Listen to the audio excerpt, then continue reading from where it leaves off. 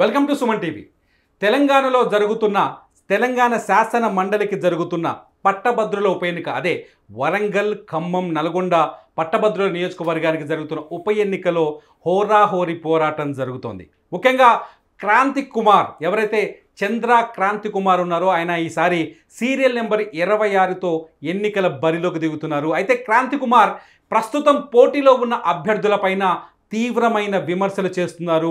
నిరుద్యోగుల్ని, యువతని ఇప్పుడున్న అభ్యర్థులు తప్పుదారి పట్టిస్తున్నారని, తప్పుడు హామీలతో తప్పుదారి పట్టించి వాళ్ళ ఓట్ల కోసం తప్పుడు ప్రచారాలు చేస్తున్నారని ఆరోపిస్తున్నారు. క్రాంతి కుమార్ ప్రస్తుతం మనతో స్టూడియోలో ఉన్నారు. క్రాంతి కుమార్ గారు, మీరు చాలా స్పష్టంగా ఆరోపిస్తున్నారు కొందరు వ్యక్తులు నిరుద్యోగుల్ని తప్పుదారి పట్టిస్తున్నారని. మీ దగ్గర ఉన్న ఆధారాలేంటి? ఎందుకు వారిని తప్పుదారి పట్టిస్తున్నారు? నమస్కారం అండి. నేను ఒక్కటే మీకు ఫస్ట్ నుంచి కూడా చెప్తున్నా, ఏదైతే ఈ సోకాల్డ్ జాతీయ పార్టీ నుంచి పోటీ చేస్తున్న అభ్యర్థులే కానీ, రాష్ట్ర పార్టీల నుంచి పోటీ చేస్తున్న అభ్యర్థులే కానీ, వీళ్ళందరూ యువతను వెన్నుపోటు పోవాలని వీళ్ళు కంకణం కట్టుకుంటూ నాకు అనిపిస్తుంది. ఎందుకంటే ఉన్న ఉద్యోగాలు, అసలు ఉద్యోగాలనే లేవు. ఈ ఉద్యోగాలు లేని వాటిని అభూత కల్పన కల్పించి వాళ్ళకు తప్పకుండా మేము మెగా డిఎస్సీలు ఎత్తాము, తర్వాత గ్రూప్ 1 పోస్టులు పెంచుతాము, గ్రూప్ 2 పోస్టులు పెంచుతాము, ఇలాంటి ఎన్నో వాళ్ళకి ఆశలు కలిగించి అసలు అవి కానే కావు. ఇప్పటికి కూడా మన మోడీ కూడా 2 కోట్ల ఉద్యోగాలు ఇప్పిస్తారని చెప్పిండు. ఇంతవరకు 2 కోట్లు కాదు కదా, కనీసం దాంట్లో 10-20% కూడా వాళ్ళు ఉద్యోగాలు వేయలేకపోయారు. ఎందుకంటే వీళ్ళు ఈ రాజకీయ పార్టీలకు సంబంధించిన వాళ్ళందరూ ఏం చేస్తుందంటే, యువతను కానీ, ఎవరైతే నిరుద్యోగులను కానీ, లైఫ్ అంటే గవర్నమెంట్ ఉద్యోగం అనేది ఒక భ్రమలోకి తీసుకొస్తున్నారు. దయచేసి నేను యువతకు 2 చేతులెత్తి మొక్కుతున్నా, లైఫ్ అంటే గవర్నమెంట్ ఉద్యోగం కాదు, లైఫ్ అంటే ఇంకా చాలా ఉంది. మీరు తలుచుకుంటే ఉద్యోగాలు ఇచ్చే స్థాయిలోకి. అంటే సాధారణంగా ఎన్నికల్లో మొదటగా వినిపించే మాట ఉద్యోగ అవకాశాలు కల్పిస్తామని చెప్పేసి.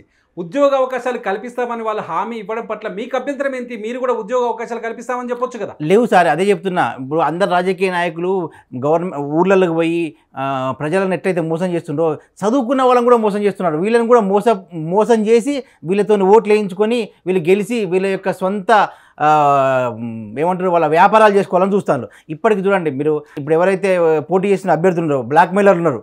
తీన్మార్ మల్లన్న చెప్తున్నారు కదా, ఆయన వీడియోలు చూడండి, మొత్తం బ్లాక్ మెయిల్ కింద మొత్తం రాస్తున్నారు, ఎవరు మీకు ఓట్ అయ్యాము అంటే. ఆయన చేసిన ఇప్పటికీ దరిదాపు 4-5 పార్టీలు మారిండు. ఫస్ట్ టీఆర్ఎస్ని తిట్టిండు, తర్వాత రేవంత్ రెడ్డిని కూడా తిట్టిండు, తర్వాత మొన్న కోమటిరెడ్డి వెంకటరెడ్డి గారిని, రాజగోపాల్ రెడ్డి గారిని అబ్బాబా ఇష్టం వచ్చిన మాటలు తిట్టిండు. మళ్ళీ పోయి వాళ్ళ పార్టీలో ఉన్నారు, వాళ్ళతోనే పక్కకు కూర్చున్నారు, వాళ్ళతోని ఓట్లు వేయించుకొని గెలవాలని చూస్తున్నారు. మిగతా ఇంకొక అభ్యర్థి కూడా ఆయన ఏం చెప్తున్నాడు, రైతు బంధు ఇవ్వలేదని తీర్మానం మళ్ళీ అంటే చెప్తూనే కొడతానని చెప్పిండు. ఆయన ఓటెట్లేదు. అసలు రైతు బంధుకు, రైతులకు ఈ ఎన్నికలకు అసలు సంబంధమే లేదు. ఏమంటారు, ఇంతకుముందు నిరంజన్ రెడ్డి గారు కూడా చెప్పిండు, మేము హమాలీ పనులు చేపిస్తున్నాం కదా, అది కూడా గవర్నమెంట్ ఉద్యోగం అంటారు. అంటే వీళ్ళు ఎంతసేపు వీళ్ళ యొక్క అభిమతం ఏంటంటే ప్రజలు అంటే నిరుద్యోగులను మోసం చేయాలి. దయచేసి నిరుద్యోగులారా, నేను ఉద్యోగాలంటే మీ దృష్టిలో ఏంటి? వాళ్ళు గవర్నమెంట్ ఉద్యోగాలు ఇప్పిస్తామంటున్నారు, ప్రభుత్వ ఉద్యోగాల సంఖ్యను పెంచుతామంటున్నారు, గ్రూప్ 1 సంఖ్య పెంచుతామంటున్నారు. తప్పేముంది గవర్నమెంట్ ఉద్యోగాలు పెంచాలని ఆలోచించడం? సార్ 15 లక్షల మంది, దరిదాపు 15 లక్షల మంది యువత ఉన్నారు సార్. 15 లక్షల ఉద్యోగాలు ఉన్నాయి సార్. మొత్తం కలిస్తే మెగా డిఎస్ అంటే 20,000 కూడా 20,000 11,000 మొన్న వేసిండ్రు. తర్వాత దాన్ని ఇంకా కుదించిండ్రు. అంటే పిల్లలు లేని కాడ గవర్నమెంట్ ఉద్యోగాలు లేవు. అంటే డిఎస్సి గురించి మాట్లాడుతున్నా. గ్రూప్ 1 గ్రూప్ 2 విషయం మాట్లాడితే గ్రూప్ 1 పోస్టులు 600-500 ఉన్నాయి సార్.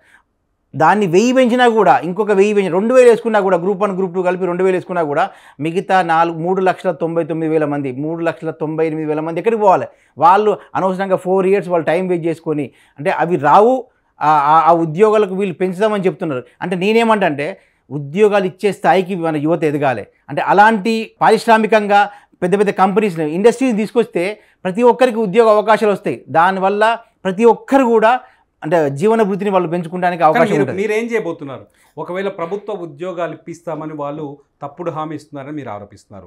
ఒకవేళ మీ కోటేసిన వాళ్ళకి మీరేం చేయబోతున్నారు? మీరేం చేయాలనుకుంటున్నారు? నేను అదే చెప్తున్నా. ప్రభుత్వంతో కొట్లాడి పెద్ద పెద్ద పారిశ్రామిక రంగం, ఇప్పుడు నిమ్స్ ఉంది, నేషనల్ ఇన్వెస్ట్మెంట్ మ్యానుఫ్యాక్చరింగ్ జోన్ ఉంది, అలాంటి వాటిల్లో టెక్స్టైల్ ఇండస్ట్రీ ఉంది, ఫార్మా ఇండస్ట్రీ ఉంది, తర్వాత ఎలక్ట్రానిక్ ఈవీ ఇండస్ట్రీస్ ఉన్నాయి. అలాంటి దాంతోపాటు ఇంకా చాలా ప్రైవేట్ సెక్టార్స్ ఉన్నాయి. వాటన్నిటిని మనం హైదరాబాద్కి తీసుకొచ్చి, మన తెలంగాణ రాష్ట్రానికి తీసుకొచ్చి ఉద్యోగ అవకాశాలు ఎక్కువ మనం పెంపొందిస్తే ఉన్న యువత మొత్తం కూడా, ఇప్పుడు ఎంతసేపు వాళ్ళకు లైఫ్ అంటే గవర్నమెంట్ ఉద్యోగం కాదు, లైఫ్ అంటే చాలా ఉన్నాయి. మీరు కూడా ఉద్యోగాలు ఇచ్చే స్థాయికి ఎదగాలి.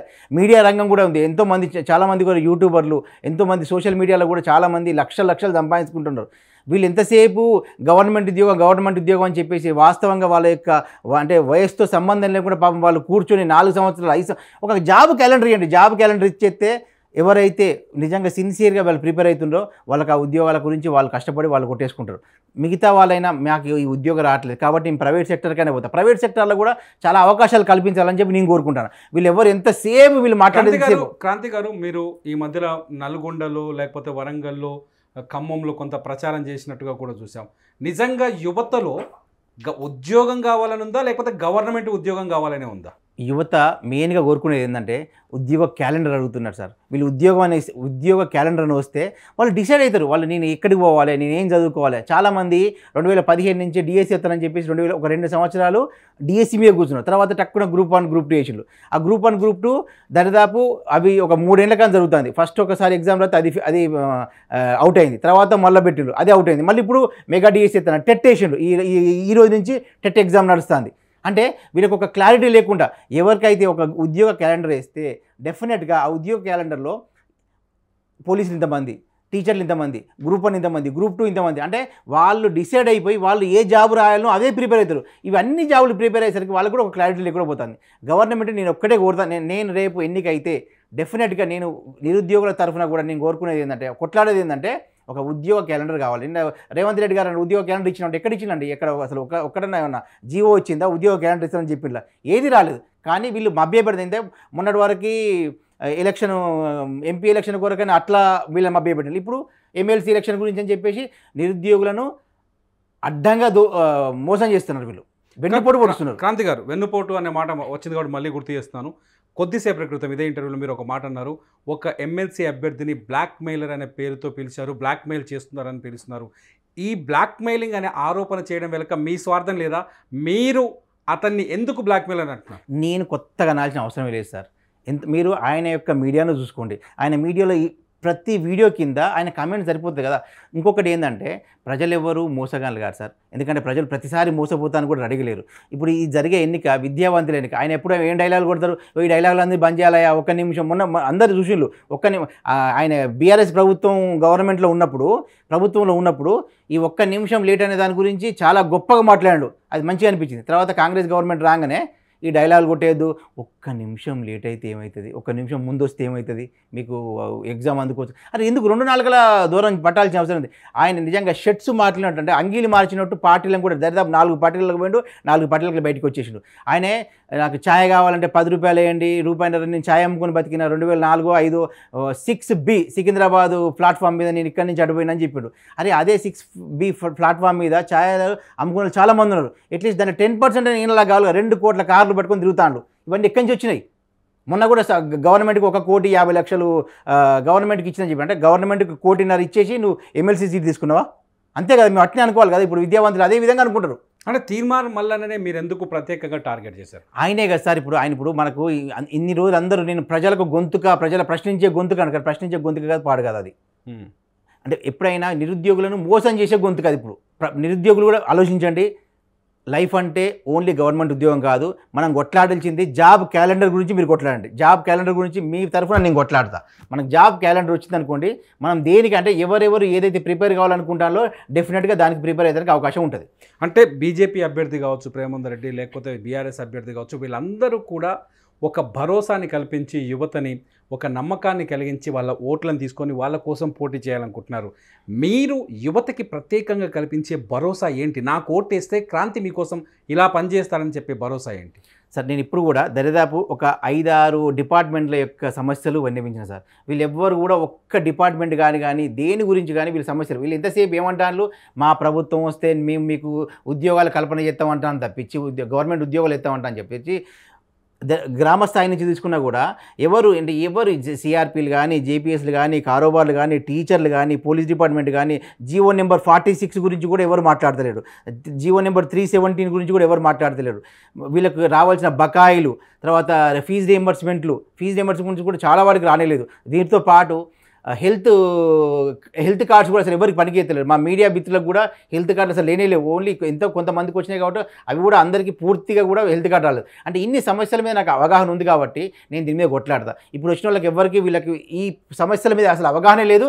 వీళ్ళకి ఓన్లీ అవగాహన ఉంది ఏంటంటే ఎట్లా డబ్బులు తీసుకోవాలి, ఎట్లా ఏ రకంగా ప్రజలను మోసగించాలి, నేను గెలవాలి, నేను సంపాదించుకోవాలి, అంతవరకే వీళ్ళకి అవగాహన ఉంది. రేపు పొద్దున మీరు సంపాదించుకోవాలనే నమ్మకం ఏముంది? అదే సార్ నేను చెప్తున్నా అదే కదా. ఇప్పుడు నేను ఆ స్థాయి నుంచి వచ్చినా కాబట్టి ఆ సమస్యల మన గురించి మనకు తెలిసినా కాబట్టి డెఫినెట్గా నేను వాటి మీద పోరాడతా. నేనేమన్నా ఏ పార్టీ తరఫున కూడా చేయలేదు కదా, నేను ఒక స్వతంత్ర అభ్యర్థిగా చేస్తున్నా. స్వతంత్ర అభ్యర్థి ఉన్నప్పుడు ఏంటంటే నేను స్వతంత్రంగా కొట్లాడడానికి నాకు అవకాశం ఉంటుంది. ఓకే, వీళ్ళందరూ పోయి ఏ పార్టీలో వీళ్ళు తప్పిదారి కనుక వీళ్ళు గెలిస్తే అసలు మొత్తం అరాచకం అంటే ఏంటో వీళ్ళు సృష్టిస్తారు. మీరు కొద్ది రోజులుగా ప్రచారం చేస్తున్నారు. ప్రచారంలో మీకు యూత్ నుంచి కానీ మీ ఓటర్స్ నుంచి కానీ ఎటువంటి రెస్పాన్స్ కనిపిస్తుంది? వాళ్ళందరూ ఒకటే కోరుకుంటారు సార్. ముఖ్యంగా గవర్నమెంట్ టీచర్లు కానీ వాళ్ళకు రావాల్సిన 4 డిఏలు ఉన్నాయి, తర్వాత వాళ్ళకి రావాల్సిన హెల్త్ కార్డ్ రియంబర్స్మెంట్ ఉన్నాయి, తర్వాత వాళ్ళకి రావాల్సిన 315 రద్దు చేయాలని చెప్పి వాళ్ళు కోరుతున్నారు. తర్వాత పోలీస్ డిపార్ట్మెంట్ వాళ్ళు ఉన్నారు. అందరూ ప్రతి ఒక్కరు వాళ్ళ యొక్క ఒక్క గవర్నమెంట్ ఒక జీతం ఇస్తాను సార్, అది తప్ప మిగతా అది ఏది చేస్తలేరు. మేము ఒక్కటే కోరుకుంటున్నాం సార్, విద్య వైద్యం ఉచితంగా ఇచ్చినప్పుడు మిగతా ఉచితాలు ఏవి ఇవ్వాల్సిన అవసరం లేదు.